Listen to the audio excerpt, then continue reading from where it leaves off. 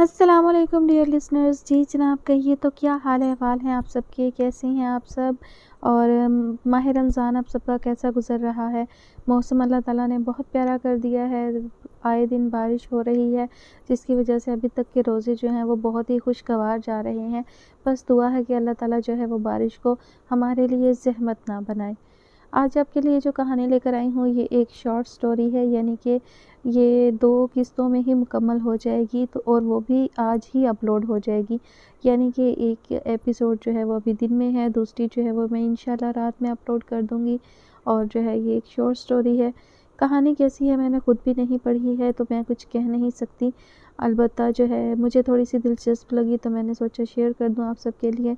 और कोई तवील स्टोरी इंशाल्लाह जल्द शेयर करूँगी, लेकिन फ़िलहाल जो है वो शॉर्ट स्टोरी और ख़ास तौर पर ईद के हवाले से जो है वो मैं कहानियाँ शेयर करना चाह रही हूँ।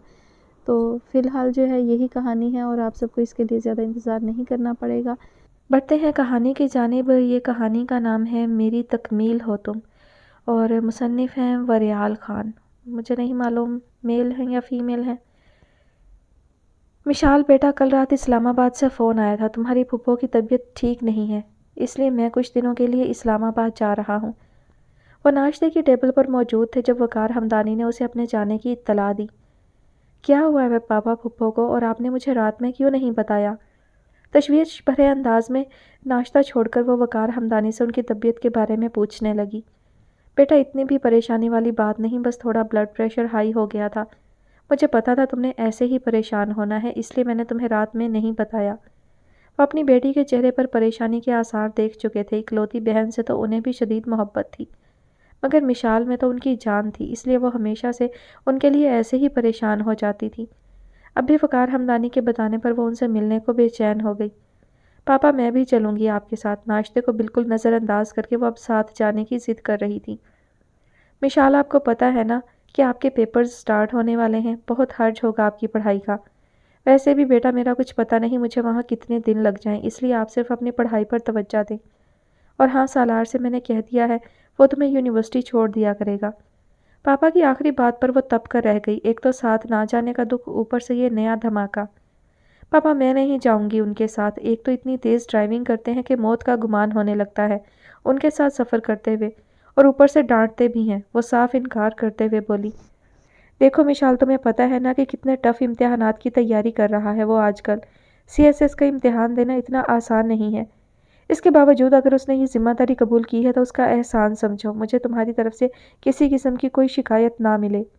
वकार हमदानी बेटी की फितरत से वाकिफ़ थे, जानते थे कि ये सिर्फ सालार के साथ ना जाने के बहाने हैं उसके, इसलिए कदर सख्ती से बोले, पापा, आपको तो हमेशा अपनी बेटी ही गलत नज़र आती है, उनको तो आप कुछ भी नहीं कहते। वो रुहासी हो गई।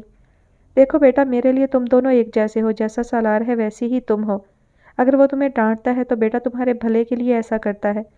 तुम भी तो उसे जिद करने का कोई मौका हाथ से जाने नहीं देती हो। इसलिए कह रहा हूँ कि अब की बार मुझे शिकायत ना मिले, ठीक है? वो उसे नरमी से समझाते हुए बोले। जी पापा, वो सर झुकाए हुए होले से बोली तो वकार हमदानी मुस्कुरा दिए। कह दूंगा सालार से ज़्यादा ना डांटे मेरी बेटी को, अब तो मुस्कुरा दो। पता है ना कि यूं मुंह बनाती बिल्कुल अच्छी नहीं लगती हो पापा को। चलो शाबाश, चीयर अप, मुस्कुरा दो जल्दी से। वकार हमदानी के कहने पर वो खिलखिलाकर हंसती कि अपनी जान से प्यारे पापा की नाराज़गी वो किसी सूरत मोल नहीं ले सकती थी। कितने दिन हो गए हैं बेटा तुम्हारे पापा को गए हुए? शहजीना के साथ वो मुसलसल बातों में मसरूफ़ थी जब ज़ुबैर अहमद ने पूछा। एक हफ्ता तो हो गया है ज़ुबैर मामू, पुप्पो की तबीयत अभी सही से बेहतर नहीं हुई। पापा कह रहे थे कि वो मज़ीद कुछ दिन वहीं रहेंगे। उसने तफसील बताई।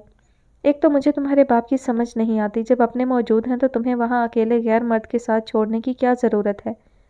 जानते हैं तुम्हारे बाप ने उसे पढ़ाया लिखाया, सहारा दिया, मगर इसका ये मतलब नहीं कि आंखें बंद करके अंधाधुंध उस पर एतबार कर लिया जाए।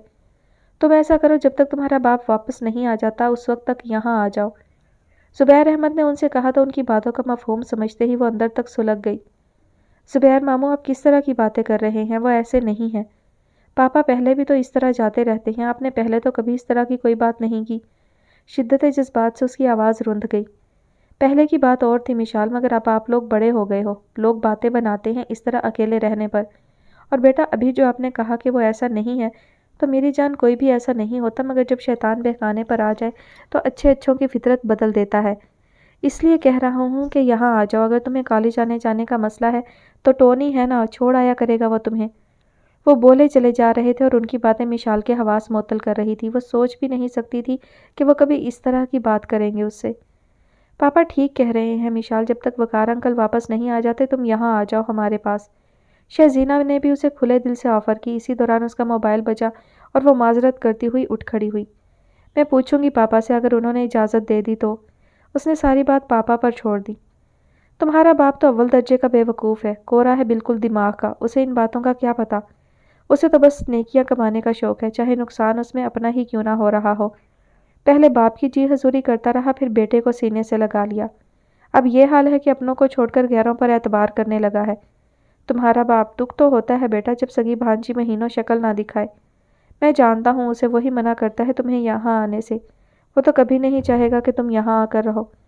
وہ طنزیہ بولے چلے جا رہے تھے۔ زبیر احمد کا اس کے باپ کی اس طرح سے کھلم کھلا برائی کرنا اسے بے حد برا لگا، اسی لیے تو وہ یہاں کم آتی تھی۔ کبھی آ بھی جاتی تو شہزینہ اور ٹونی کی وجہ سے، ورنہ اس طرح کی باتوں سے اس کا دل گھبرا اٹھتا۔ جانتی بھی تھی کہ وہ ہمیشہ اسی طرح سے پاپا کے خلاف شکایتوں کا انبار اکٹھا کیے ہوتے ہیں۔ اس کے یہاں آتے ہی وہ فوراً سے بیشتر اپنی شکایتوں کی پوٹلی کھول دیتے۔ ان کی انہی باتوں سے جان چھڑانے کے لیے وہ جلدی سے اٹھ کھڑی ہوئی۔ ارے تم کہاں چل دی؟ ان کا تو اور کوئی کام ہی نہیں ہے۔ میں کہتی ہوں بچی اتنے دنوں بعد آئی ہے، آپ نے پھر وہی فضول باتیں کرنا شروع کر دی ہیں۔ اب یہ اکتائے نہ تو اور کیا کرے۔ مشال بیٹا تم بیٹھو، کھانا کھا کر جانا، ٹونی چھوڑ آئے گا تمہیں۔ عالیہ نے اسے اٹھتے دیکھا تو کچن سے بھاگی چلی آئیں۔ نہیں مامی میں اب چلوں گی، پاپا کا فون بھی آنا ہے اور مجھے کچھ نوٹس بھی تیار کرنے ہیں۔ میں پھر کبھی آ جاؤں گی مگر اس وقت نہیں، اس نے جواز پیش کیا۔ اس دوران سالار کمرے میں داخل ہوا تو وہ فوراً سے پیشتر اس کے ساتھ چل دی۔ اچھا بیٹا آنا ضرور، اپنے ماموں کی باتوں کا برا مت ماننا، ان کی عادت ہی ایسی ہے۔ آج تو میں نے ایسے ہی چھوڑ دیا ہے، اگلی بار آؤ گی تو پورا ہفتہ رکھوں گی تمہیں اپنے پاس، کوئی ایکسکیوز نہیں سنوں گی۔ عالیہ نے اسے ساتھ لگاتے ہوئے کہا تو وہ جی اچھا کہہ کر باہر آ گئی۔ کیا ضرورت تھی آپ کو مشال کو یہ سب کہنے کی؟ پتہ بھی ہے اپنے باپ کے خلاف کوئی بات نہیں سنتی ہے وہ، پھر وہی باتیں دہرانا شروع کر دیتے ہیں۔ اگر یہی صورتحال رہی نہ تو یہ سونے کی چڑیا بھی ہاتھ سے نکل جائے گی، کچھ ہاتھ نہیں آئے گا، ہاتھ ملتے رہیے گا آپ پھر۔ ان کے جاتے ہی عالیہ بیگم نے شوہر کی کلاس لینا شروع کر دی۔ ارے کچھ نہیں ہوتا، یہ سونے کی چڑیا پہلے بھی ہماری تھی اور اب بھی ہماری ہے۔ زبیر وارسی صوفے کی پشت سے ٹیک لگائے ڈھٹائی سے ہنستے ہوئے بولے۔ مجھے تو سالار کی طرف سے دھڑکا لگا رہتا ہے، سی ایس ایس کے بعد وہ پولیس لائن جوائن کر لے گا، اگر اسے سب پتہ چل گیا تو۔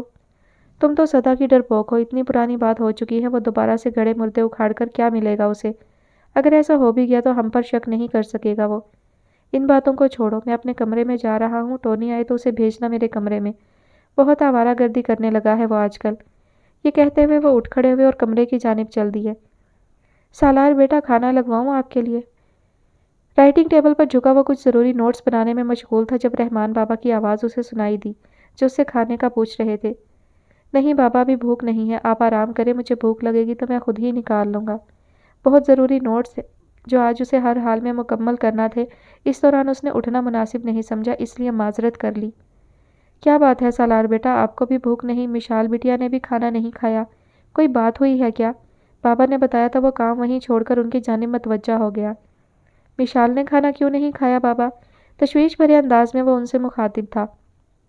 پتہ نہیں بیٹا، جب سے ادھر سے آئی ہے اس وقت سے کمرے میں بند ہے، بڑے صاحب کا فون آیا تو مسلسل روئے چلی جا رہی تھی کہ واپس آ جائیں، اب کھانے کا پوچھا ہے تو کہتی ہیں بھوک نہیں۔ مجھے ڈسٹرب مت کرے، مجھے تو لگتا ہے یہ جو ان کے زمیر ماموں ہیں وہی الٹی سیدھی باتیں کرتے رہتے ہیں، ان کے ساتھ پتہ نہیں کیا کیا خرافات ڈالتے رہتے ہیں ان کے ذہن میں، اسی لیے تو ہمیشہ پریشان ہی واپس آتی ہیں۔ مگر اب کی بار تو بہت ڈسٹرب ہے، مشال بی بی اتنا روئی بھی ہے، بابا نے اسے تفصیل بتائی۔ وہ بے حد ڈسٹرب ہے، یہ بات تو سالار نے بھی نوٹ کی تھی۔ گاڑی میں بھی تمام راستہ خاموشی سے کٹا، حالانکہ ایسا کبھی نہیں ہوا تھا۔ صبح جب وہ اسے یہاں سے چھوڑ کر گیا تھا تو رستے میں اس کی تیز ڈرائیونگ کے باعث لڑتی ہوئی آئی تھی اس کے ساتھ، مگر اب سالار کے ایک آدھ سوال پر بھی بڑا غائب دماغی سے جواب آیا تھا۔ بابا کی زبانی اسے پتہ چلا کہ وہ روتی رہی ہے تو وہ پریشان ہو گیا۔ کیا بات ہو سکتی ہے؟ ٹھیک ہے بابا، آپ جا کر آرام کریں، میں دیکھتا ہوں کیا مسئلہ ہے۔ بابا کو بھیج کر وہ اب مشال کے کمرے کی طرف بڑھ گیا۔ 2-3 بار دستک دینے پر دروازہ نہ کھلا تو اس نے دروازے کی ناب گھمائی، ہلکے سے کھٹکے پر دروازہ کھل گیا۔ پورا کمرہ تاریکی میں ڈوبا ہوا تھا۔ آگے بڑھ کر لائٹ آن کی۔ مشال دونوں بازوؤں میں سر دیے گھٹنوں کے گرد بازو لپیٹے بیڈ کے ساتھ ٹیک لگائے بیٹھی تھی۔ سالار پر نظر پڑتے ہی آنکھوں میں آئے آنسو صاف کی اور سیدھی ہو گئی۔ سالار چلتا ہوا اس کی جانب بڑھا اور بیڈ کی ایک سائیڈ پر پڑی کرسی پر بیٹھ گیا۔ آپ نے کھانا کیوں نہیں کھایا؟ اس نے پوچھا۔ بھوک نہیں ہے مجھے۔ یہی تو پوچھ رہا ہوں کہ کیوں بھوک نہیں ہے؟ وہ ہاتھ پر ہاتھ دھرے ریلیکس انداز میں بیٹھا اسے پوچھ رہا تھا، جیسے سب کچھ جانے بنا آسانی سے ٹلنے والا نہیں۔ پریشانی البتہ اس کے چہرے سے عیاں تھی۔ مشال نے کوئی جواب نہ دیا، ہنوز اسی حالت میں سر جھکائے بیٹھی رہی۔ Mishal, any problem? طبیعت تو ٹھیک ہے نا آپ کی؟ سالار کے اس سوال پر بھی دوسری جانب مسلسل خاموشی چھائی رہی۔ البتہ اس کی آنکھوں میں آئے آنسو جنہیں وہ باہر لانے سے روکنے کی ناکام کوشش کر رہی تھی سالار سے چھپے نہ رہ سکے۔ دیکھیے مشال، میرا آپ سے کوئی خونی رشتہ نہیں، نہ ہی میں آپ سے یہ کہوں گا کہ میں آپ کا بہترین دوست ہوں جس سے آپ اپنا مسئلہ شیئر کریں، مگر مشال میں ایک عرصے سے یہاں آپ لوگوں کے ساتھ رہ رہا ہوں۔ اس گھر کی چھوٹی سے چھوٹی بات سے بھی باخبر ہوں میں۔ اس گھر کی تمام خوشیاں اور غم آپ کے ساتھ ساتھ مجھ سے بھی تو وابستہ ہیں۔ آپ کی خوشیوں سے میرا وجود قائم ہے۔ اگر آپ پر یا اس گھر پر کوئی تکلیف کا لمحہ آتا ہے تو وہ لمحات میرے لیے بھی بے حد اذیت ناک ہوں گے۔ اس ناطے سے اگر آپ اپنا مسئلہ مجھ سے شیئر کریں گی تو مجھے خوشی ہوگی۔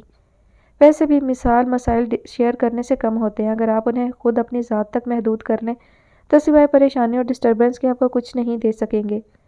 سالار کے نرم لہجے پر اس نے ضبط کے تمام بندھن توڑ دیے اور پھوٹ پھوٹ کر رو دی۔ آنسوؤں اور سسکیوں کے درمیان اس نے اپنے اور زبیر احمد کے درمیان ہونے والی گفتگو اسے بتا دی۔ اس وقت شاید وہ سہارے کی تلاش میں تھی۔ اس کے آنسوؤں سے اگرچہ وہ بے حد ڈسٹرب ہو رہا تھا مگر سالار نے اسے رونے دیا۔ چند لمحوں بعد جب وہ کھل کر رو چکی تو سالار نے اسے متوجہ کیا۔ اگر آپ دل کا بوجھ ہلکا کر چکی ہوں تو میں کچھ کہوں؟ میرے خیال میں انہوں نے جو کچھ کہا ایک لحاظ سے وہ بالکل ٹھیک ہے۔ اس کی بات پر مشال نے گردن اوپر اٹھائی اور چونک کر بے یقینی سے اسے دیکھا۔ آپ اور میں ایک دوسرے کے لیے بالکل نامحرم ہیں مشال۔ آپ کے اور میرے اس طرح وقار انکل کی غیر موجودگی میں رہنے پر کوئی بھی اعتراض کر سکتا ہے، اس لیے اگر آپ چاہیں تو وقار انکل کے آنے تک وہاں رہ سکتی ہیں۔ میں فون کر کے آپ کے وہاں جانے کا بتا دوں گا ان کو، سالار اسے سمجھاتے ہوئے بولا۔ کیوں؟ میں کیوں جاؤں وہاں؟ جب پاپا کو کوئی اعتراض نہیں تو پھر وہ کیوں اعتراض کر رہے ہیں؟ اور ویسے بھی میں اپنے گھر میں ہوں، کسی کو کوئی اعتراض نہیں ہونا چاہیے۔ سالار کی بات پر اسے غصہ آ گیا۔ پھر ٹھیک ہے، میں یہاں سے چلا جاتا ہوں، سالار نے اس کے فیصلے کے پیش نظر کہا۔ کیوں؟ آپ کیوں جائیں گے یہاں سے؟ دیکھیے مشال، میں نہیں چاہتا کہ میری وجہ سے آپ پر، وقار انکل یا اس گھر پر کوئی بات آئے، اس لیے بہتر یہی ہے کہ میں یہاں سے چلا جاؤں۔ کرسی سے اٹھتے ہوئے اس نے حتمی فیصلہ سنایا۔ جانے سے پہلے یہ یاد رکھیے گا سالار یزدانی، لوگ چاہے آپ کے بارے میں کچھ بھی کہیں مگر اس گھر کے ایک ایک فرد کو آپ پر اعتبار ہے۔ مجھے آپ پر اعتبار ہے۔ ویسے بھی بہت مقروض ہیں آپ اس گھر کی محبتوں کے۔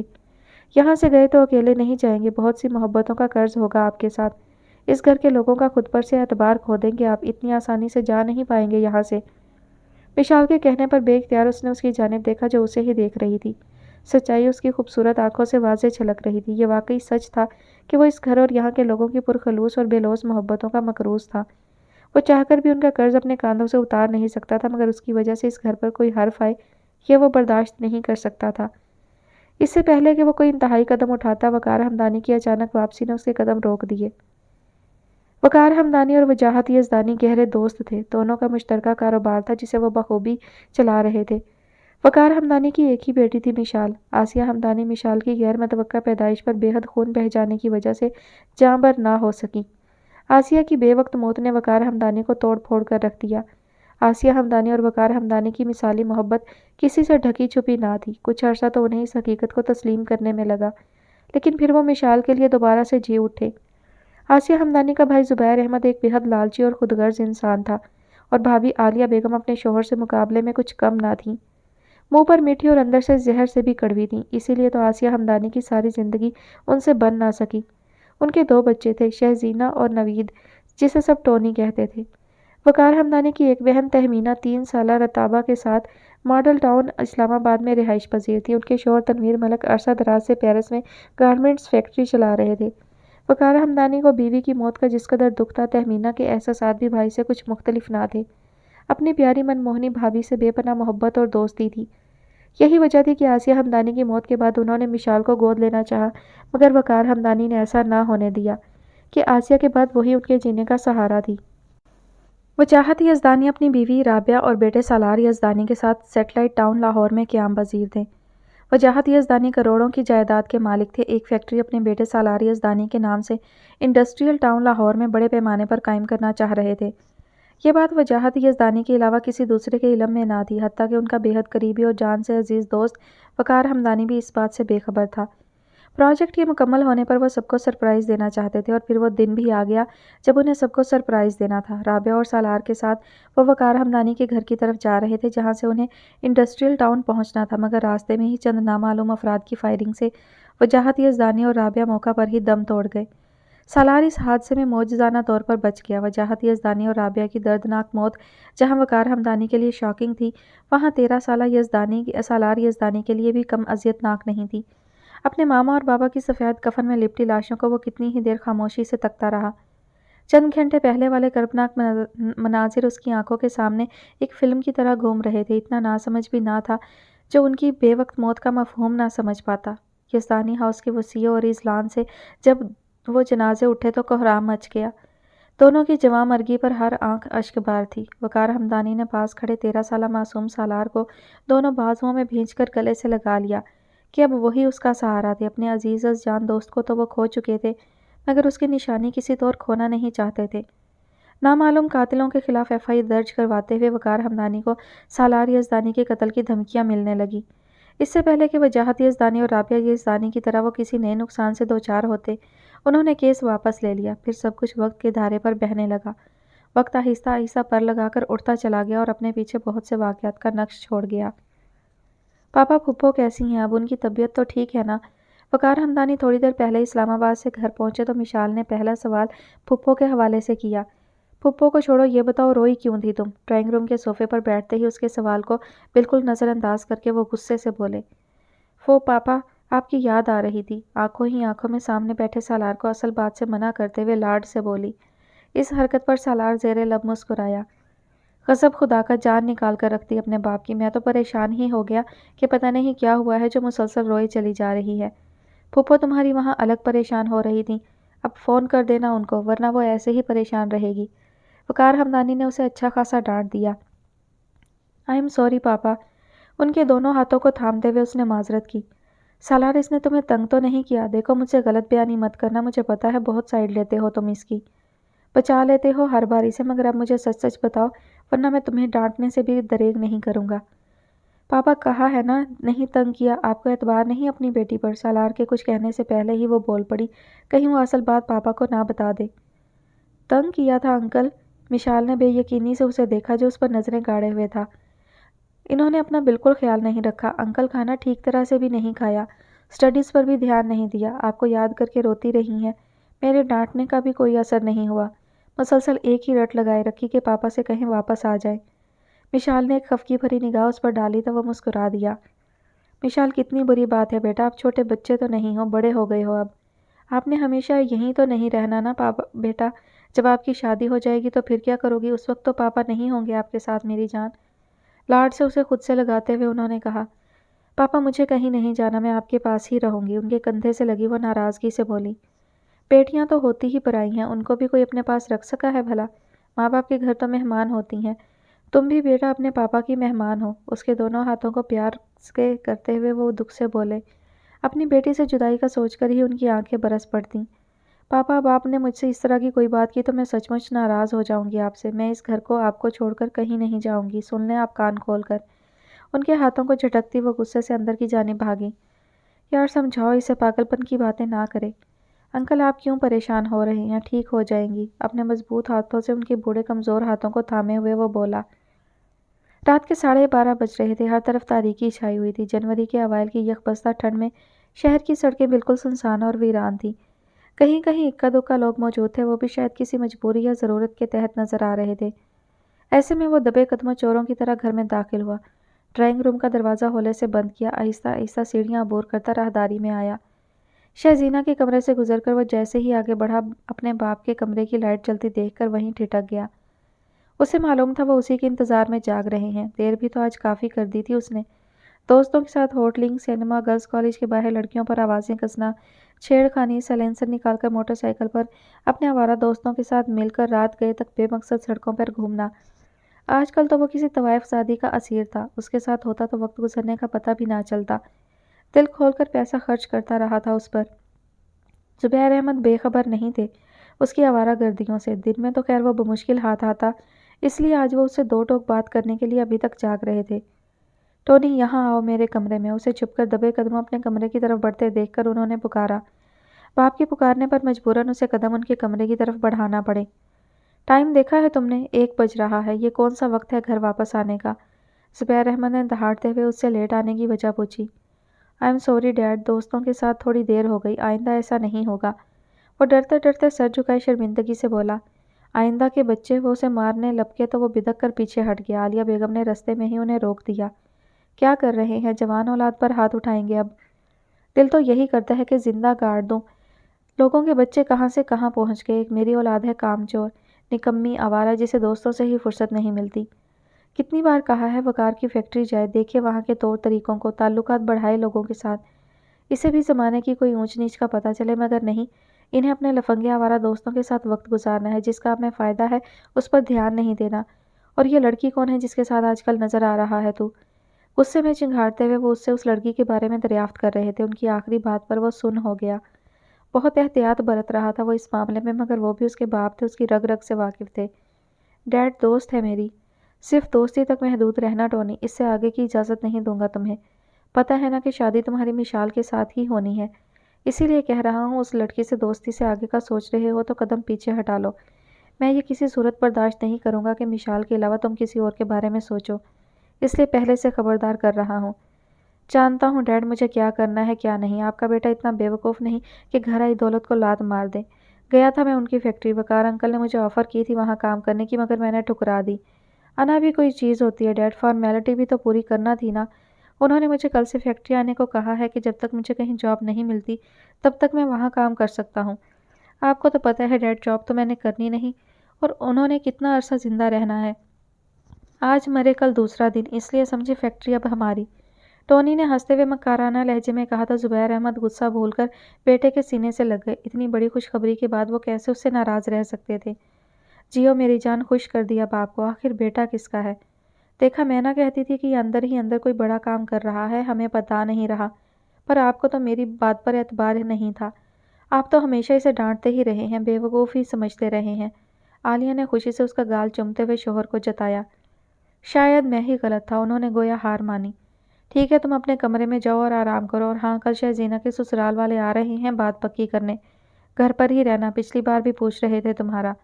عالیہ بیگم نے اسے شہزینہ کے سسرال والوں کی آمد سے آگاہ کیا، جس پر وہ جی اچھا کہہ کر اپنے کمرے کی جانب بڑھ گیا۔ یہ کیا کر رہی ہیں آپ اس وقت میرے کمرے میں؟ وہ کافی دیر سے کپڑوں کی الماری میں گھسی نہ جانے کیا تلاش کرنے کی کوشش کر رہی تھی جب سالار کی دہاڑتی آواز اس کے کانوں سے ٹکرائی۔ ہاتھوں میں پکڑی کتاب اور نوٹ بک دھڑام سے نیچے گریں اور فرش پر بکھر گئیں۔ میں یہ ایکسرسائز سمجھنے آئی تھی آپ سے۔ مشال نے جلدی سے بک اٹھائی اور سالار کے آگے کر دی۔ کل پیپر ہے نا آپ کا؟ سالار نے اسے جتلایا۔ اس نے ہاں میں گردن ہلائی۔ تو میں کافی دیر سے سوال کرنے کی کوشش کر رہی ہوں، حل ہی نہیں ہو رہا، ہر بار جواب غلط آ جاتا ہے۔ بہت ضروری ہے یہ ایکسرسائز، پلیز سمجھا دینا، وہ بے بسی سے بولی۔ مشق واقعی بہت مشکل اور ضروری تھی۔ ٹھیک ہے بیٹھو، مگر آئندہ ایسے نہیں چلے گا، سامنے کرسی کی طرف اشارہ کرتے ہوئے وہ بولا۔ آج کل تو وہ خود اپنے امتحانات کی تیاری کر رہا تھا، اس کے باوجود اس نے پڑھانے کی حامی بھر لی۔ سوال سمجھانے کے بعد 2-3 سوال اسے کرنے کو دیے اور خود ریک میں سے اپنی بکس اٹھا کر ٹیبل پر رکھی اور اس کے سامنے رکھی کرسی پر بیٹھ گیا۔ یس، اس نے بازو خوشی سے ہوا میں لہرایا۔ کیا ہوا؟ سالار جو پڑھنے میں محو تھا گردن اٹھا کر حیرت سے اسے دیکھا۔ نکل آیا جواب، اس نے خوشی سے کہا۔ تو اس میں اتنا خوش ہونے والی کون سی بات ہے؟ آپ کے لیے نہیں ہوگی مگر میرے لیے تو ہے، صبح سے لگی ہوئی تھی اس فضول ایکسرسائز کو کرنے میں، ایک بھی سوال نہیں ہو رہا تھا۔ اب آپ نے سمجھایا تو 2 منٹ میں حل ہو گیا۔ اتنی مشکل تو نہیں تھی، مگر لگتا ہے صبح آپ نے دماغ استعمال نہیں کیا، اس لیے وہ سوالات حل نہیں ہوئے۔ چلیں اب جلدی سے باقی سب بھی مکمل کریں۔ سوالات کی جانب اس کی توجہ مبذول کروا کر وہ خود بھی دوبارہ سے پڑھائی میں مشغول ہو گیا۔ وہ بھی جلدی جلدی سوال حل کرنے لگی جو اتفاق سے ٹھیک بھی ہو رہے تھے۔ 1 گھنٹہ مسلسل سوالات کے بعد وہ یکدم اکتا گئی۔ اتنی مشکل اور بڑی تھی ایکسرسائز، سوال ختم ہونے کا نام ہی نہیں لے رہے تھے۔ باقی سب وہیں چھوڑ کر کاپی پر دائرے بنانے لگی۔ سالار کی ساری توجہ اس کی جانب تھی۔ مشال سر پر ہلکی سی چبت لگا کر توجہ پڑھائی کی طرف دلائی۔ منہ بناتے ہوئے اس نے اگلا سوال لکھا اور بے دلی سے حل کرنے لگی۔ سالار وقفے وقفے سے ہاتھ میں پکڑا پوائنٹر اس کے سر پر مار کر پڑھائی کی طرف اس کی توجہ دلا رہا تھا، مگر شاید وہ واقعی میں اکتا گئی تھی، اس لیے جب گلمینا نے اسے زبیر اور عالیہ کے آنے کی اطلاع دی تو وہ کتابیں وہیں چھوڑ کر باہر کی جانب بھاگی، مگر جاتے جاتے پلٹی۔ تھینک یو ویری مچ سالار۔ تیزی سے سیڑھیاں عبور کر کے وہ نیچے آئی جہاں زبیر، عالیہ اور ٹونی پاپا کے ساتھ باتوں میں مصروف تھے۔ سب کو سلام کیا۔ زبیر احمد نے آگے بڑھ کر اس کے ماتھے پر بوسہ دیتے ہوئے اپنے ساتھ لگا لیا۔ میری بیٹی ناراض ہے اپنے ماموں سے؟ اپنے لہجے میں مٹھاس گھولتے ہوئے بولے۔ نہیں ماموں، میں بھلا آپ سے کیوں ناراض ہونے لگی؟ محبتوں میں پلی ہوئی لڑکی ان کے اسی پیار کے سامنے پگھلنے لگتی تھی۔ تو پھر آئیں کیوں نہیں گھر؟ انہوں نے پوچھا۔ زبیر ماموں پیپرز ہو رہے ہیں میرے، اس نے نہ آنے کی وجہ بتائی۔ ارے بھائی صاحب، میں تو اسے لینے آئی تھی، شہزینہ کی شادی میں چند دن باقی ہیں اور سچی بات ہے بازاروں کے چکر لگا لگا کر میں تو تھک گئی ہوں، اسی لیے آئی تھی آج کے مشال کو ساتھ لے جاؤں گی، باقی کی خریداری یہ اور شہزینہ مل کر کر لیں گی۔ مگر عالیہ آج بطور خاص اسے لینے آئی تھی، مگر اس کے پیپرز کا سن کر مایوس ہو گئی۔ کیا کر سکتے ہیں عالیہ، مجبوری ہے، وقار ہمدانی بولے۔ تمہارے پیپرز کب ختم ہو رہے ہیں مشال؟ ٹونی نے پوچھا تھا۔ 1 ہفتے بعد۔ پھر ٹھیک ہے، جیسے ہی پیپرز ختم ہوں گے مجھے فون کر دینا، لینے آ جاؤں گا۔ مگر میں نے شہزینہ کی شادی کے حوالے سے شاپنگ بھی کرنی ہے، اس نے ایک نیا مسئلہ سامنے رکھا۔ تو وہاں آ کر شاپنگ کر لینا نا ساری، بس میں اب کوئی اور ایکسکیوز نہ سنوں، پیپرز ختم ہوتے ہی تم وہاں پہنچو۔ زبیر احمد نے اس کے لیے مزید انکار کی گنجائش نہیں چھوڑی۔ ٹونی کیسا جا رہا ہے کام؟ دل لگ گیا فیکٹری میں یا نہیں؟ وقار ہمدانی براہ راست ٹونی سے مخاطب ہوئے۔ ارے دل کیسے نہیں لگے گا؟ ٹونی کے بولنے سے پہلے زبیر احمد بول اٹھے۔ کوئی پرائی فیکٹری تھوڑی ہے جو ٹائم لگے گا ایڈجسٹ ہونے میں تو کہتا ہوں وقار اب تم آرام کیا کرو، کیا ضرورت ہے فیکٹری جانے کی؟ بچے ہیں نا، سنبھال لیں گے سب، ویسے بھی تمہاری طبیعت کون سا ٹھیک رہتی ہے، ہارٹ پیشنٹ ہو، آرام سے گھر رہو اور ڈالو ذمہ داری بچے پر۔ زبیر احمد بے حد شیریں انداز میں مطلب کی بات زبان پر لے ہی آئے۔ ٹھیک کہہ رہے ہو زبیر، وقار ہمدانی نے کہا تو تینوں کے دل خوشی سے ہنسنے لگے، انہیں اپنا مقصد پورا ہوتا محسوس ہوا۔ لیکن ابھی میں سمجھتا ہوں فیکٹری کو میری ضرورت ہے، بہت سے ایسے فیکٹری کے معاملات ہیں جو مجھے خود دیکھنے پڑتے ہیں۔ ٹونی ابھی ناتجربہ کار ہے، میں ساری ذمہ داری ایک دم سے اس کے ناتواں کاندھوں پر ڈالنا نہیں چاہتا، بہت وقت لگے گا اسے یہ سب معاملات سمجھنے میں، لیکن مجھے امید ہے کہ آہستہ آہستہ سیکھ جائے گا سب۔ وقار ہمدانی بولے تو سب کے منہ لٹک گئے، مگر بظاہر خوش دلی سے انہوں نے ان کی ہاں میں ہاں ملائی۔ پھپھو پیپر دے کر وہ جیسے ہی گھر میں داخل ہوئی، لان میں پھپھو اور رتابہ کو بیٹھا دیکھ کر حیرت اور خوشی کے ملے جلے جذبات کے ساتھ وہ چیختی ہوئی ان سے لپٹ گئی۔ تہمینہ نے اسے خوب پیار کیا اور وہیں اپنے ساتھ بٹھا لیا۔ آپ کی طبیعت کیسی ہے پھپھو؟ اور میں سخت ناراض ہوں آپ سے، آپ نے آنے کی اطلاع کیوں نہیں دی؟ ان کی خیریت دریافت کر کے وہ نہ روٹھے پن سے بولی۔ اگر میں اطلاع کر دیتی تو تمہارے چہرے پر اتنی خوشی نہ دیکھ پاتی۔ انہوں نے اس کے چہرے کو تھام کر لاڈ سے کہا۔ اس وقت بھی میں اتنی ہی خوش ہوتی پھپھو، جو مزہ سرپرائز میں ہے وہ بتا کر آنے میں کہا۔ رتابہ اپنے تراشیدہ بالوں کو جھٹکا دیتے ایک ادا سے بولی۔ اپنی خیر منا کر رکھنا، پورا بدلہ لوں گی تم سے میں۔ اچھا پھپھو میں ذرا چینج کر لوں، پھر خوب باتیں کریں گے، تمہیں تو میں آ کر بتاتی ہوں۔ رتابہ کو منہ چڑھاتی وہ اندر کی طرف بھاگی۔ چھوٹی سی راہداری عبور کر کے وہ جیسے ہی اندر گئی، تیزی سے باہر نکلتے سالار سے بری طرح ٹکرا گئی۔ لڑکھڑا کر گرنے سے بچنے کے لیے اس کی شرٹ کو مضبوطی سے جکڑا تو منہ سیدھا اس کی پیشانی سے جا لگا اور دانتوں کا نشان اس کے ماتھے پر ثبت ہو گیا۔ گھبرا کر جلدی سے اس کی شرٹ چھوڑی اور اپنی بے ترتیب سانسیں بحال کرنے لگی، جو اس کے انتہائی قریب ہونے پر اتھل پتھل ہو گئی تھی۔ آئی ایم سوری، وہ شرمندگی سے بولی، دل ابھی تک دھک دھک کر رہا تھا۔ کوئی بات نہیں، اٹس اوکے، ماتھے پر آئے زخم کو ہاتھ سے سہلاتے ہوئے بولا۔ پیپر کیسا ہوا ہے آپ کا؟ مشال نے صرف گردن ہلائی، اس کی کیفیت کے پیش نظر سالار اسے جانے کا کہہ کر خود باہر آ گیا۔ کہاں جا رہے ہو سالار؟ وقار ہمدانی نے اس کی باہر کی جانب پیش قدمی دیکھتے ہوئے پوچھا۔ جبران کی طرف جا رہا ہوں انکل۔ بیٹا واپسی پر اگر ٹائم ہوا تو فیکٹری کا چکر لگا لینا، کافی دنوں سے میں جا نہیں سکا ہوں، ریاض کے پاس چند فائلیں سائن کے لیے رکھی ہوئی ہیں، وہ بھی لیتے آنا۔ ٹھیک ہے انکل، میں لے آؤں گا، وہ سعادت مندی سے بولا۔ یہ تمہارے ماتھے پر نشان کس چیز کا ہے؟ ابھی تھوڑی دیر پہلے تک تو تم بالکل ٹھیک تھے۔ انہوں نے اس کے ماتھے پر بڑا واضح نشان دیکھا تو حیرت سے پوچھا۔ ان کے پوچھنے پر وہ یکدم بوکھلا گیا، مگر جلد ہی صورتحال پر قابو پا لیا۔ بلی نے پنجہ مار دیا تھا، اس کا نشان ہے یہ۔ تم بھی تو ہر وقت اس کے ساتھ لگے رہتے ہو، یہ سب تو ہونا تھا۔ کون سی بلی نے پنجہ مارا ہے سالار بھائی؟ رتابہ نے صحیح وقت پر چوٹ کی تھی، اس پر مشال کے سالار کے ساتھ ٹکرانے کا منظر اپنی آنکھوں سے وہ دیکھ چکی تھی، اس لیے آنکھوں میں بھرپور شرارت لیے وہ بولی۔ سالار نے بے حد چونک کر اس کی جانب دیکھا، اس کی پرشوق نگاہوں کا مفہوم جان کر نگاہیں پھیر لی۔ اسی بلی نے جو بے حد جھگڑالو، ضدی، خودسر تو ہے، مگر اس گھر کی بے پناہ لاڈلی بھی ہے۔ اسی کے دم سے ہمدانی ہاؤس کی رونق اور خوشیاں دوبالا ہیں۔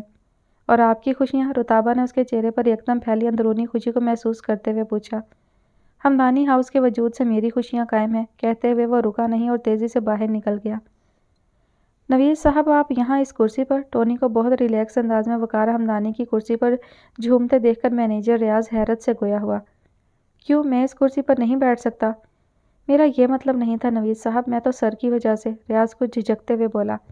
آپ کے سر کی اجازت سے ہم یہاں بیٹھے ہیں مینیجر صاحب۔ کس قدر ڈٹائی سے یہ جھوٹ بولا گیا تھا۔ وقار انکل کی طبیعت خراب ہے آج کل، اس لیے انہوں نے مجھے آفس کا چارج سنبھالنے کو کہا ہے۔ آفس کے دوسرے لوگوں کو بھی بتا دیں تاکہ انہیں بھی آپ کی طرح حیرت کا جھٹکا نہ لگے۔ اور ہاں ریاض صاحب، آفس کا جتنا بھی ریکارڈ ہے اس کی فائل مجھے 10 منٹ کے اندر اندر چاہیے۔ یہ 2 چیک ہیں، شام تک کیش ہو جائیں۔ میں اپنی بات دہرانے کا قائل نہیں، انڈرسٹینڈ؟ ٹھیک ہے، اب تم جا سکتے ہو۔ ٹونی اس قدر دیدہ دلیری سے جھوٹ پر جھوٹ بولتا چلا جائے گا، اس کا خود اسے بھی اندازہ نہ تھا۔ کرسی کی پشت سے ٹیک لگائے دونوں ہاتھوں سے چیئر کے بازو مضبوطی سے تھامے اس نے پوری قوت سے اسے گھما ڈالا۔ اتنا بڑا مار کا سر کرنے کے بعد وہ خود کو ہواؤں میں اڑتا محسوس کر رہا تھا۔ اتنی بڑی خوشی اور کارنامہ اکیلے سے ہضم نہ ہوا۔ جیب سے موبائل نکالا اور خانم کا نمبر ڈائل کرنے لگا۔ لان میں پیچھے سبز گھاس پر بیٹھی وہ دونوں باتوں میں مصروف تھیں۔ شام کی ٹھنڈی تازہ ہوا ان کے چہروں کا طواف کر رہی تھی۔ کیاریوں میں لگے تازہ گلاب کے پھول ہوا کے باعث لہرا لہرا کر اپنے ہونے کا احساس دلا رہے تھے۔ ان پھولوں کی مہکتی خوشبو چار سو پھیلی ہوئی تھی۔ یہ تمہارے کیپٹن صاحب منگنی کر کے بھول ہی گئے ہیں، شادی کا ارادہ ہے بھی یا نہیں؟ ایک بھرپور انگڑائی لے کر ٹانگیں گھاس پر پھیلائے رتابہ سے اس کے منگیتر کاشف کے بارے میں وہ دریافت کرنے لگی۔ 2 سال تو ہو گئے تھے رتابہ کی منگنی کو۔ کاشف آرمی میں کیپٹن تھا۔ ملک کی موجودہ صورتحال کے پیش نظر ڈیوٹیز بہت ٹف ہو گئی تھی، چھٹی ملنے کے کوئی چانس نہیں تھے۔ کئی بار پروگرام بنتے بنتے ٹوٹ گئے۔ ارادہ تو ہے مگر وقفے سے، رتابہ ایک ادا سے بولی۔ کاشف کے نام پر محبت کے جو جگنوں اس کی آنکھوں میں روشن ہوئے تھے، مشال نے بہت غور سے انہیں دیکھا۔ اور یہ وقفہ کب تک چاہ رہے ہیں کاشف بھائی؟ 1 ماہ تک، رتابہ نے دھماکہ کیا۔ کتنی گھنی ہو، اتنے دن ہو گئے ہیں آئے ہوئے اور منہ سے اب پھوٹ رہی ہو کہ 1 ماہ بعد تمہاری شادی ہے۔ مشال کو پتہ چلا تو اس کی اچھی خاصی کلاس لے لی۔ اب اپنے منہ سے کہتی اچھی لگتی میں، اس نے شرمانے کی بھرپور ایکٹنگ کی۔ ہاں آپ تو بہت شریف ہیں نا کہ منہ سے پھوٹیں گی تو مشرقی لڑکیوں والا چارم ختم ہو جائے گا۔ مشال کو اچھا خاصا غصہ تھا اس پر۔ اچھا میرا چھوڑو، اپنے بارے میں کیا خیال ہے جناب کا؟ کب تک وقار انکل کی جان چھوڑو گی؟ اب کے رتابہ نے اسے نشانہ بنایا۔ مستقبل قریب میں۔ ہاں ہاں کب تک؟ وہ متجسس لہجے میں بولی۔ دور دور تک کا آثار نہیں ہے۔ مشال کی بات پر رتابہ نے چیئر پر پڑا ٹیڈی بیئر کھینچ کر دے مارا، جسے مشال نے ہنستے ہوئے کیچ کر لیا۔ اچھا جلدی سے اٹھو، سالار آتے ہی ہوں گے، بڑی مشکل سے ٹائم نکالا ہے انہوں نے شاپنگ پر جانے کے لیے۔ یہ نہ ہو کہ وہ آئیں اور ہم تیار ہی نہ ہوں، بڑی بے عزتی ہونی ہے پھر، اس لیے چلو جلدی سے۔ مشال نے اسے دھمکایا تو رتابہ جلدی سے اٹھ کھڑی ہوئی، کیونکہ شہزینہ کی شادی کے لیے شاپنگ کرنا بے حد ضروری تھا۔ نقشے کے تیار وہ اب گجرا باندھنے میں مصروف تھی۔ ریڈ جارجٹ کے چوڑی دار پاجامے میں بڑے سے دوپٹے کے ساتھ دل میں اتر جانے کی حد تک وہ خوبصورت لگ رہی تھی۔ دونوں ہاتھوں میں ریڈ ہی کلر کی چوڑیاں، جن کے آگے وہ موتیے کے سفید گجرے باندھنے کی ناکام کوشش کر رہی تھی، مگر ہر بار ایک گانٹھ کے بعد گجرا کھل کر نیچے گر جاتا۔ اس نے ادھر ادھر نگاہ دوڑائی، کمرہ بالکل خالی تھا۔ اسے یاد آیا بھی تھوڑی دیر پہلے شہزینہ کے سسرال والوں کی آمد کا شور اٹھا تھا۔ آج شہزینہ کی مہندی تھی۔ گجرا باندھنے کے چکر میں وہ دھیان ہی نہ رکھ پائی کہ لڑکیاں کب کی کمرے سے جا چکی ہیں۔ اس وقت وہ کمرے میں بالکل اکیلی تھی۔ تم اکیلی یہاں کیا کر رہی ہو؟ باہر مہمان کب کے آ چکے ہیں؟ ٹونی نے اسے کمرے میں دیکھا تو وہیں چلا آیا۔ ٹونی یہ گجرا نہیں بن رہا مجھ سے، پلیز باندھ دو، مشال نے بے بسی سے کہتے ہوئے گجرا اس کے آگے کر دیا۔ ٹونی نے ایک نظر اس کے حسین سراپے پر ڈالی اور گجرا اس کے ہاتھ سے لے کر پہنانے لگا۔ مشال کا سارا دھیان گجرے کی جانب تھا، اس لیے وہ ٹونی کی بدلتی کیفیت محسوس ہی نہیں کر پائی جو مسلسل اس پر نظریں گاڑے ہوئے تھا۔ آخری گرہ لگاتے ہی اس نے مشال کا ہاتھ تھام کر ایک جھٹکے سے اپنی جانب کھینچا۔ وہ جو اس غیر متوقع صورتحال کے لیے بالکل تیار نہ تھی، یکدم اس کے سینے سے جا لگی۔ بے یقینی سے ٹونی کو دیکھا۔ یہ کیا حرکت ہے ٹونی؟ شدت تذلیل سے اس کی آنکھوں میں آنسو آ گئے۔ یار اتنا غضب ڈھاؤ گی تو کس کافر کو ہوش میں رہنے کو جی چاہے گا؟ آخر کزن ہو تمہارا، اتنا حق تو بنتا ہے میرا، خباثت سے کہتے ہوئے اس کی کمر میں ہاتھ ڈالا اور خود سے قریب کر کے اس پر جھکتا چلا گیا۔ وہ جو اس کی پہلی حرکت پر ہی سن ہو گئی تھی، اس قدر بدتمیزی پر شوق میں آ گئی۔ اس سے پہلے کہ وہ کوئی حد پار کرتا، مشال نے پوری قوت سے اسے پرے دھکیلا اور باہر کی طرف دوڑ لگا دی، مگر دروازے کے بیچوں بیچ سالار کو کھڑا دیکھ کر وہیں ٹھٹک گئی۔ اس کے چہرے سے لگ رہا تھا جیسے وہ وہاں کھڑا سب دیکھ چکا ہے۔ ٹونی کی اس پر نظر پڑی تو وہ نظریں چراتا تیزی سے باہر نکل گیا۔ اس قدر تذلیل اور شرمندگی پر اس کا جی چاہا زمین پھٹے اور وہ اس میں سما جائے۔ کتنی حد تک کا احساس ہو رہا تھا، شرمندگی سے نگاہیں اوپر نہیں اٹھ رہی تھی، شدت تذلیل سے زمین میں گڑی جا رہی تھی، بے قصور ہوتے ہوئے بھی خود کو قصوروار سمجھ رہی تھی۔ کچھ سمجھ نہ آئی تو گرنے کیسے انداز میں زمین پر بیٹھتی چلی گئی اور رونا شروع کر دیا۔ اسے روتا دیکھ کر وہ تیزی سے اندر آیا اور اس کے سامنے بیٹھ گیا۔ مشال، اس نے پکارا۔ مشال نے گردن اوپر نہ اٹھائی، دونوں ہاتھوں میں منہ چھپائے بے آواز روتی چلی گئی۔ مشال، میں جانتا ہوں اس میں آپ کا قصور نہیں، اس نے بے یقینی سے سر اوپر اٹھایا۔ سالار کی آنکھیں سجائی کا ثبوت پیش کر رہی تھی۔ جلدی سے آنسو صاف کریں اور باہر آ جائیں۔ آنسوؤں سے اس کا چہرہ بھیگا دیکھ کر وہ بولا، اور ہاں، آئندہ کے لیے محتاط رہیے گا۔ کہتے ہوئے وہ رکا نہیں، تیزی سے باہر نکل گیا۔ کچھ لوگ مسیحا ہوتے ہیں، قدم قدم پر حفاظت اور رہنمائی کا وسیلہ بنتے ہیں۔ زمانے کی اونچ نیچ، دھوپ چھاؤں میں سائبان، سالار بھی اس کے لیے مسیحا ثابت ہوا تھا۔ اور پھر سب کے روکنے کے باوجود وہ مہندی اٹینڈ کیے بغیر واپس آ گئی۔ زبیر، عالیہ، شہزینہ، رتابہ، پھپھو، یہاں تک کہ ٹونی نے بھی اسے روکنے کی بہت کوشش کی۔ تنہائی میں اس سے معافی مانگی، کہیں اس کا پول ہی نہ کھل جائے۔ ہاتھ جوڑے، پاؤں چھوئے، مگر وہ کسی طور وہاں رکنا نہیں چاہ رہی تھی۔ طبیعت کی خرابی کا بہانہ کر کے سالار کے ساتھ گھر چلی آئی۔ وقار ہمدانی بھی بیٹی کی اچانک بدلتی کیفیت پر بے طرح پریشان تھے۔ ایک ہفتہ بخار میں مبتلا رہنے کے بعد آج وہ کچھ بہتر تھی۔ وقار ہمدانی، سالار، زبیر احمد، عالیہ، رتابہ، پھپھو سبھی اس کے گرد جمع تھے۔ بیڈ پر لیٹے اس نے ایک نظر سب پر ڈالی جو اس کے دائیں بائیں چاروں طرف گھیرا ڈالے کھڑے تھے۔ اب کیسی طبیعت ہے مشال؟ پھپھو نے اسے آنکھیں کھولتے دیکھا تو آگے بڑھ کر سہارے سے بٹھاتے ہوئے پوچھنے لگی۔ ٹھیک ہوں پھپھو، ہلکا سا مسکراتے ہوئے سر جھکائے نکاہت سے بولی۔ مجھے تو لگتا ہے بھائی صاحب مشال کو نظر لگ گئی ہے، مہندی والی رات پیاری بھی تو بہت لگ رہی تھی، پھر جو کسی کلموہی کی نظر لگی میری بچی کو کہ پھر سنبھلی ہی نہیں۔ آج 8ویں روز بخار اترا ہے اس کا، دیکھیں تو کیسی پیلی زرد ہو رہی ہے۔ میں نے تو شہزینہ کی مہندی پر بکرے کا صدقہ دے دیا تھا اپنی بچی کے نام کا۔ سفید جھوٹ۔ زبیر احمد کی بیوی چاپلوسیوں پر اندر ہی اندر حیران اور خوش ہو رہے تھے۔ وقار ہمدانی کی نظر میں وہ اپنے نمبر بڑھانے کا کوئی موقع جانے نہیں دے رہی تھی۔ رتابہ اور تہمینہ پھپھو کے جانے کے بعد وہ گھر پر بالکل تنہا ہوتی۔ وقار ہمدانی اپنی خراب طبیعت کے باعث زیادہ تر اپنے کمرے میں رہتے۔ سالار CSS کا امتحان پاس کرنے کے بعد پولیس لائن جوائن کر چکا تھا۔ ASP سالار یزدانی بننے کے بعد اس نے سب سے پہلا کام اپنے والدین کے قتل کیس کی رپورٹ جو الماری کے بند خانوں میں گرد و غبار اور مٹی کی زینت بنی ہوئی تھی نکالی اور نئے سرے سے اس پر کام شروع کیا۔ زبیر احمد اور عالیہ بیگم تک جب یہ بات پہنچی کہ سالار یزدانی نئے سرے سے اپنے والدین کے قتل کی انویسٹیگیشن کر رہا ہے تو دونوں شاک میں آ گئے۔ عالیہ بیگم نے آج بطور خاص فون کر کے مشال کو اپنے ہاں بلوایا تاکہ وہ اسے ذریعہ بنا کر سالار یزدانی کی توجہ اس کیس پر سے ہٹوا سکیں۔ مشال کے انکار پر وہ خود اسے لینے ہمدانی ہاؤس پہنچ گئی۔ مجبوراً مشال کو ان کے ساتھ جانا پڑا۔ اسے اچھی طرح سے اس کیس کے نتیجے میں پیدا ہونے والی پیچیدگیوں اور سالار کی زندگی کو درپیش خطرات کے پیش نظر ڈرا دھمکا کر وہ مطمئن ہو گئی۔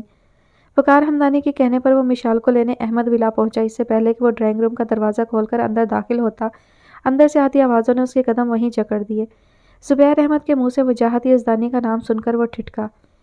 بڑی گہری یاری تھی دونوں میں، سائے کی طرح ایک دوسرے کے ساتھ ساتھ رہتے تھے، پارٹیز میں ساتھ ساتھ، بزنس ٹورز پر ایک دوسرے کے ہم قدم۔ کون سی ایسی جگہ یا مقام تھا جہاں یہ اکٹھے نہ پائے گئے ہوں؟ لیلا مجنو کی طرح دم چھلے بنے رہتے تھے۔ ایک دوسرے کے سگے رشتوں میں بھی ایسی محبت، خلوص اور ہم آہنگی نہ ہوگی جیسی ان کے درمیان تھی۔ خونی رشتے بس چاہے محبت کی زنجیر میں بندھے ہوئے ہوں، لیکن ان کے درمیان بھی ایک ایسا مقام ضرور آتا ہے جہاں وہ ان زنجیروں کو کاٹ دینے سے دریغ نہیں کرتے۔ لیکن ان کی دوستی اور محبت کو زوال نہیں آیا۔ یہی چیز تو میرے تن بدن میں آگ لگاتی تھی کہ وقار ہمدانی اپنے سالے زبیر احمد کو چھوڑ کر اس وجاہت یزدانی کو اہمیت دے۔ پھر زبیر احمد کی آنکھیں کسی خیال کے تحت چمکیں۔ گزرے واقعات کا ایک ایک منظر خواب کی طرح ان کی آنکھوں میں رقصا تھا۔ اپنی زندگی کا بہت اہم راز آج وہ اپنے بیٹے پر منکشف کرنے والے تھے۔ اس بات سے بے خبر کہ باہر کھڑی ہستی پر سے بھی آج بہت سے رازوں کا پردہ اٹھنے والا ہے۔ پھر کیا ڈیڈ؟ ٹونی جو صوفے کی پشت سے ٹیک لگائے پورے انہماک سے باپ کی گفتگو سننے میں محو تھا، یکدم ان کو خاموش اور سوچ میں ڈوبا دیکھ کر انہیں متوجہ کیا۔ پھر میں نے اسے راستے سے ہٹا دیا۔ زبیر احمد نے بے حد عام سے نرم لہجے میں اپنی زندگی کے نہایت تلخ راز کو آشکار کیا، لیکن وہ راز کمرے کے اندر اور باہر موجود نفوس کو ہلا کر رکھ گیا۔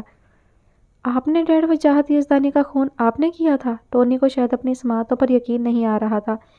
بی ایزی مائی چائلڈ، زبیر احمد نے بیٹے کی اڑی اڑی رنگت اور حیرت سے پھٹی آنکھوں کو دیکھتے ہوئے پرسکون لہجے میں کہا۔ تمہارے باپ کے لیے کچھ بھی کرنا مشکل نہیں مائی سن۔ آنکھوں میں مکارانہ شیطانی چمک لیے وہ پھر سے گویا ہوئے۔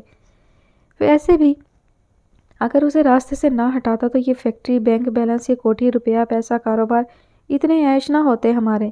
زبیر احمد انکشافات پر انکشافات کیے جا رہے تھے۔ کیا مطلب ڈیڈ؟ یہ سب کچھ ہمارا نہیں ہے۔ میرے بے وقوف بچے، تمہارا باپ اگر ساری زندگی بھی کماتا تو اتنا سب کچھ حاصل نہ کر سکتا۔ وجاہت یزدانی کی کروڑوں کی فیکٹری زبیر احمد کو فرش سے عرش پر لے آئی۔ ڈیڈ، آپ تو کہہ رہے تھے کہ وجاہت یزدانی کی وقار انکل کے ساتھ بڑی گہری دوستی تھی، پھر یہ فیکٹری آپ کے قبضے میں کیسے آ گئی؟ وقار انکل نہیں جانتے کہ یہ فیکٹری وجاہت یزدانی کے نام ہے؟ ٹونی کی ابھی بھی پلے کچھ نہیں پڑ رہا تھا۔ اسے پتا ہوتا تو اتنا سب کچھ ہمارے پاس نہ ہوتا۔ ایک بہت بڑا سرمایہ لگا کر یہ فیکٹری بنوا رہا تھا وجاہت یزدانی، جو اب زبیر احمد کے نام ہے۔ جس ادارے میں کام کرتا تھا، وہاں کے ایک ورکر اکرام کا دوست احسان جیلانی اس پروجیکٹ پر کام کر رہا تھا۔ جی تو ڈیئر لسنرز، بات کچھ ایسی ہے کہ جناب یہاں سے کہانی کا کچھ حصہ جو ہے وہ غائب ہے۔ جی ہاں، مسنگ ہیں 2 پیج اور نہیں معلوم کہ کہانی میں وہاں سے کیا ہوا ہوگا۔ بہرحال اتنا پتہ چل گیا کہ سالار کے والدین کی ڈیتھ کے پیچھے جو ہے، حادثے کے پیچھے جو ہے مشال کے ماموں کا ہاتھ رہا ہے، اور کیا ہوا کیسے ہوا یہ شاید کہانی میں آگے کہیں پتہ چل جائے، لیکن فی الحال جو وہ راز بتا رہے تھے تو وہ ہمیں معلوم نہیں ہو سکا کہ انہوں نے کیسے کیا۔ البتہ یہ پتہ چل گیا کہ ذمہ دار کون تھا، اور یہ سب سالار نے بھی سن لیا ہے۔ تو بڑھتے ہیں اب کہانی کے اگلے حصے کی جانب۔ اب اتنے سے 1 پیج کی مسنگ کی وجہ سے میں جتنی ریکارڈنگ کی ہے اسے ضائع تو نہیں کر سکتی نا۔ کہانی اچھی لگ رہی ہے تو سوچا شیئر کر ہی لوں۔ اس الجھن میں آپ بھی میرے ساتھ ساتھ مبتلا رہے، میں اکیلی کیوں الجھن میں مبتلا رہوں کہ کیا ہوا اور کیسے ہوا ہوگا بھلا؟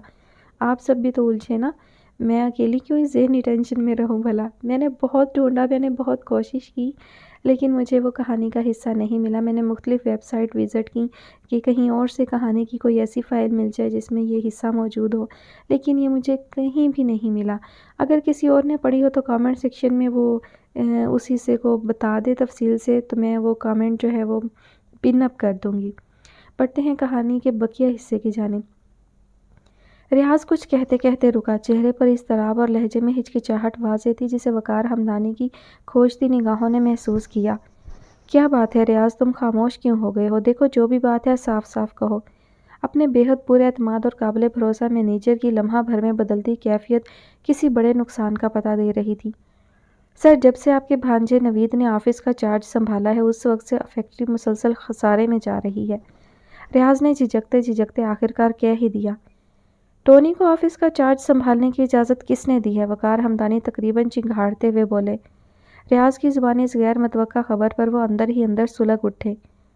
سر، انہوں نے خود کہا تھا کہ آپ نے انہیں اجازت دی ہے کہ جب تک آپ صحت یاب نہیں ہو جاتے اس وقت تک آفس کا چارج وہ سنبھالیں گے۔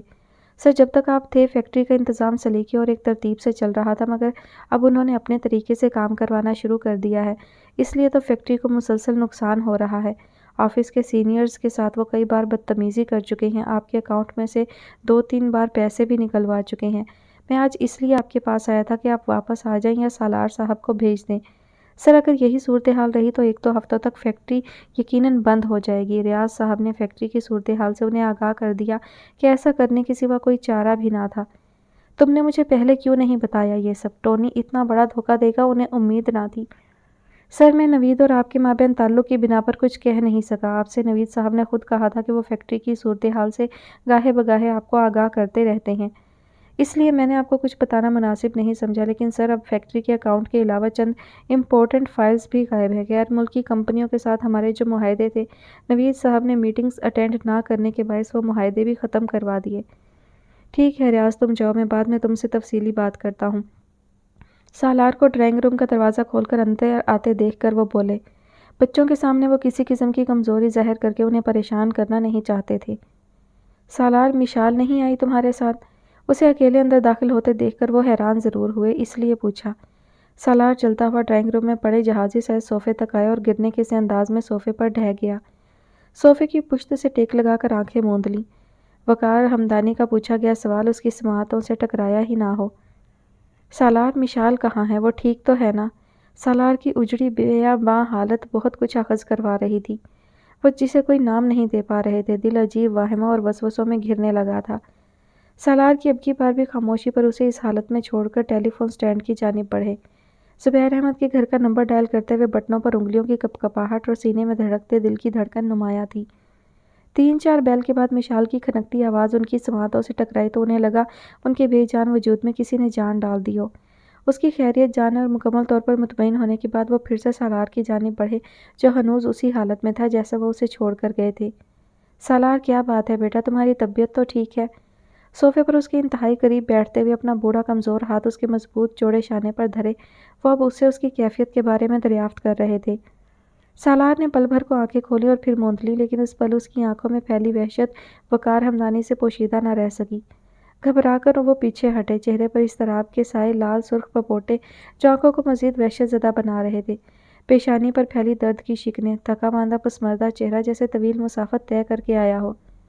سالار، وقار ہمدانی نے اپنے کمزور وجود کے ساتھ اس کے بے حد مضبوط اعصاب والے وجود کو جھنجھوڑ ڈالا۔